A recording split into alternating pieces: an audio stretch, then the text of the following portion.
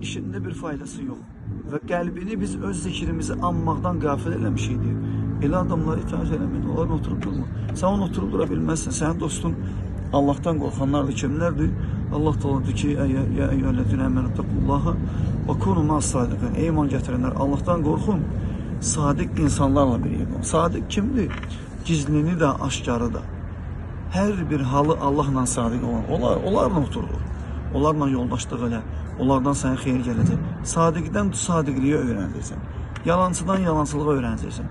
Günahkardan günah eləməyə öyrənsən, itaətkardan itaət eləməyə öyrənsən. Tövbə eləmirsən günahdan. Tövbə, nəyə ki tövbə eləmirsən? O günah eləyənlərlə bir yerdəsən. Məsələn, siqaretdən tövbə eləmirsən, gəlirsən yenə onlar çəkirlərsən də, onlarla bir yerdəsən. Bu tövbə sayılmır. Bu tövbə düzgün deyil. Yəni nə mənada düzgün deyil?